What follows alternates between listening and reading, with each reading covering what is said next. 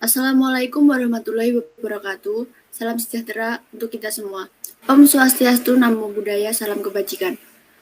Perkenalkan, kami dari kelompok 12 akan mempresentasikan hasil diskusi dari kelompok kami, yaitu tentang matriks dalam kehidupan sehari-hari. Kami mengambil topik matriks dalam teori permainan untuk strategi pemasaran. Sebelum kami memulai presentasi pada kali ini, izinkan kami untuk memperkenalkan diri terlebih dahulu. Perkenalkan, nama saya Azizah Bahirotun Niam dengan NIM 220512140220 sebagai moderator yang akan memimpin acara presentasi pada kali ini. Dan ini teman-teman saya.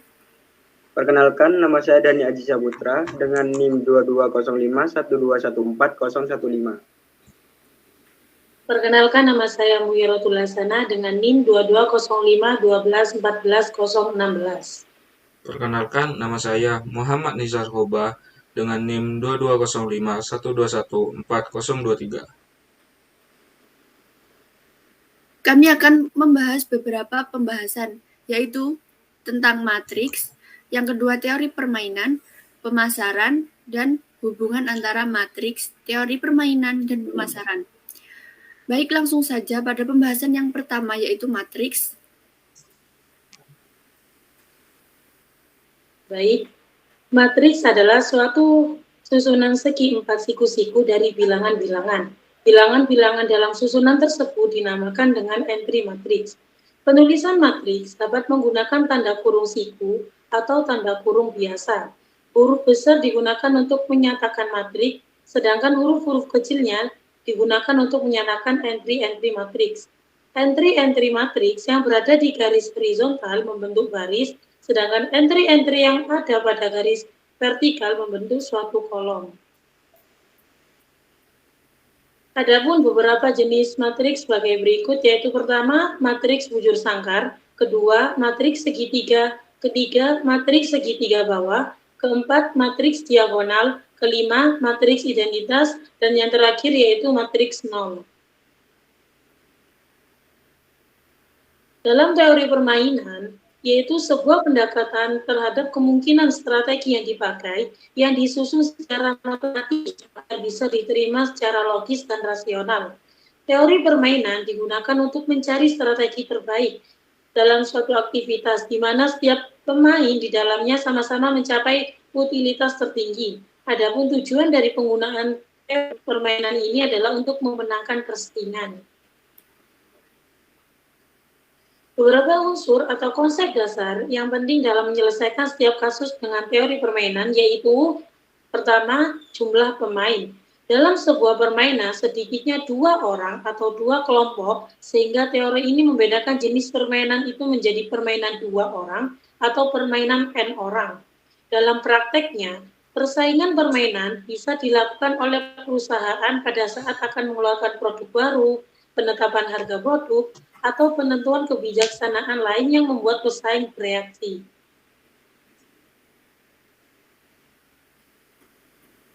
Next. Yang kedua yaitu nilai permainan. Jika nilai permainan pemain yang memaksimumkan kemenangan sama dengan nilai pemain yang meminimumkan kekalahan, maka permainan itu dikenal sebagai nilai permainan jumlah nol. Sebaliknya, jika nilai permainan antara dua pemain berbeda, maka permainan itu dikenal sebagai nilai permainan jumlah bukan nol. Kemudian ada strategi permainan. Jika nilai pemain mengandung titik pelana, sehingga nilai pemain maksimum, pemain yang akan memenangkan permainan sama dengan nilai minimum pemain yang akan meminimumkan permainan. Oleh karena itu, strategi yang dipilih adalah strategi murni. Sebaliknya, jika nilai permainan tidak mengandung titik pelana sehingga kedua pemain tidak mungkin memiliki nilai yang sama, maka strategi permainan yang akan dipilih adalah strategi permainan campuran. Kemudian ada matriks permainan. Suatu matriks permainan ialah di mana baris menyatakan strategi dari pemain pertama sebanyak M strategi, kolom menyatakan strategi dari pemain kedua sebanyak N strategi. Jadi, pemain M kali N dinyatakan dalam matriks permainan M kali N. Biasanya, pembayaran dilihat dari sudut pemain yang strateginya berhubungan dengan baris matriks. Dalam permainan jumlah 0, pembayaran dari pemain yang lain dinyatakan oleh negatif dari matriks tersebut. Kemudian ada titik plana. Titik plana adalah suatu unsur di dalam matriks permainan sekaligus maksimum baris dan minima kolom. Permainan dinyatakan bersaing ketat apabila mengandung titik plana. Langkah-langkah menentukan titik plana yaitu pertama ada pemain baris. Caranya yaitu mencari nilai minimum pada tiap baris dan ditulis di setiap baris setelah kanan matriks.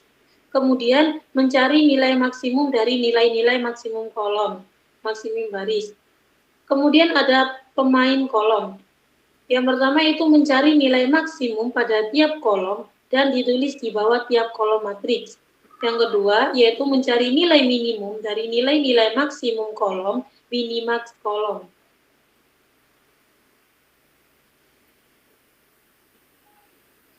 Kemudian yaitu memeriksa nilai maksimin dan nilai minimax. Apabila nilai maksimum baris sama dengan nilai minimax kolom, terdapat titik plana sehingga permainan dapat diselesaikan dengan strategi murni. Kemudian apabila tidak memiliki titik plana, maka permainan dapat diselesaikan dengan strategi campuran. Seperti contoh yang ada di depan ini. Titik plana terdapat pada perpotongan baris kedua dan kolom kedua, yakni bernilai 3.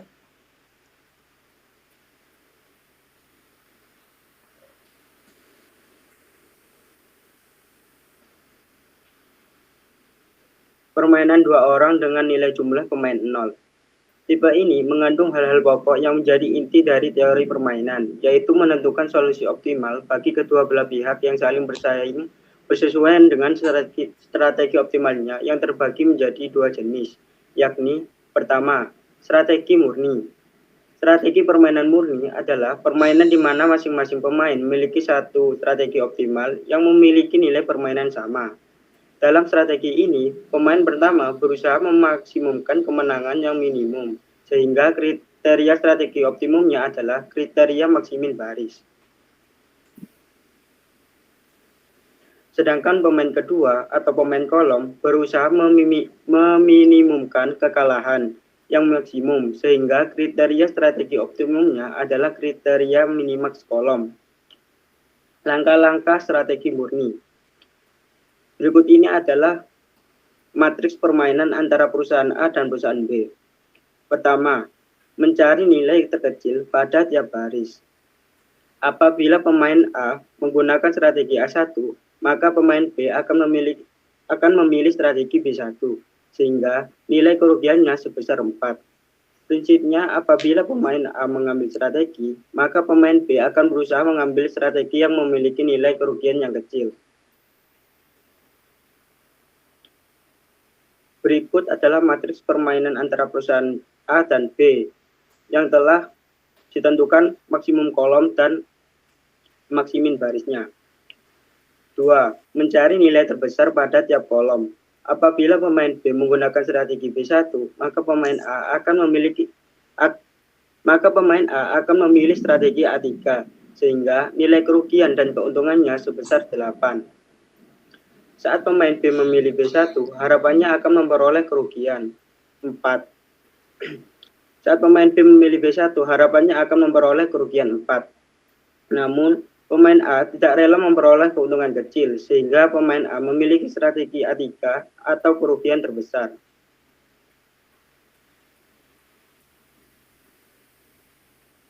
Empat, menentukan maksimin pada nilai minimum. Dari hasil pemilihan nilai terbesar pada tiap kolom, didapatkan nilai 8 dan 9. Dari kedua nilai tersebut dipilih nilai terkecil, yaitu 8. Maka 8 adalah nilai maksimin. 5. Memeriksa nilai maksimin. Apakah sama dengan nilai minimax? Pada contoh di atas, nilai maksimin sama dengan nilai minimax. Maka strategi yang dipakai adalah strategi murni, di mana pemain A memakai strategi A3 dan pemain B menggunakan strategi B1, sehingga nilainya sama.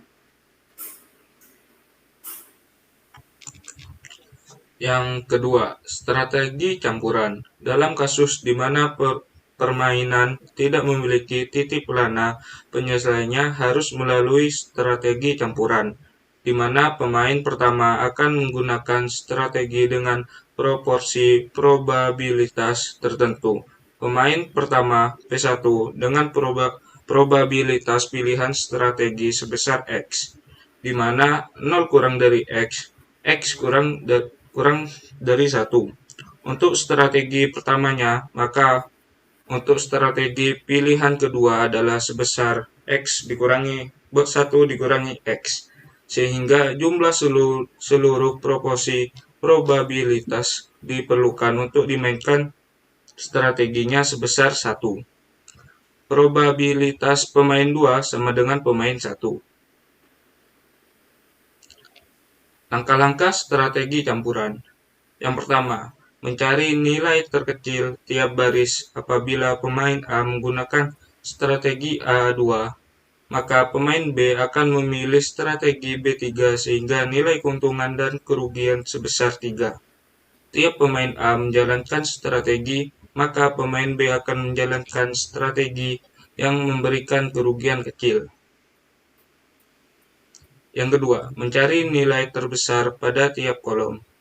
Apabila pemain B menggunakan strategi H1, maka pemain A akan memilih strategi A2 sehingga nilai keuntungan dan kerugian sebesar 3. Tiap pemain A menjalankan strategi, maka pemain B akan menjalankan strategi yang memberikan kerugian kecil.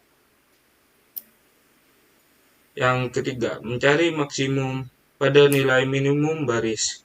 Nilai pada minimum baris adalah 3, 4, dan 7. Maka nilai maksimumnya adalah 7. Yang keempat, mencari nilai minimax pada maksimum kolom. Nilai pada maksimum kolom adalah 9, 8, dan 10. Maka nilai minimax adalah 8. Yang kelima, uji optimalisasi. Dari perhitungan di atas tidak ditemukan titik pelana, maka harus menggunakan strategi campuran. Cara penyelesaiannya adalah dengan terlebih dahulu mencari nilai dominan pada pemain 1 dan 2. Dominan adalah nilai pada strategi yang akan dihindari oleh para pemain. Pada pemain maksimin, nilai dominan adalah nilai yang memberikan jumlah keuntungan kecil. Dan pada pemain minimax, nilai dominan adalah nilai yang mengakibatkan kerugian dalam jumlah besar. Dari kasus di atas, nilai dominan dari strategi pemain A adalah strategi A2 dengan nilai 6 dan 4. Sedangkan pemain B, nilai dominannya pada strategi 7, 9, dan 8. Untuk menyelesaikan permasalahan di atas, maka dapat digunakan salah satu metode, yaitu metode analitik, metode aljabar, dan LP, metode grafik, seperti berikut yang ada di bawah ini. Dengan demikian, nilai strategi yang optimal adalah A1 sama dengan 3/8 atau 0,375. B1 sama dengan 7/8 atau 0,875. A2 sama dengan 5/8 atau 0,625. B2 sama dengan 1/8 atau 0,125. Dari nilai optimal di samping dapat dihitung nilai permainannya seperti berikut. Baik, yang berikutnya adalah pemasaran.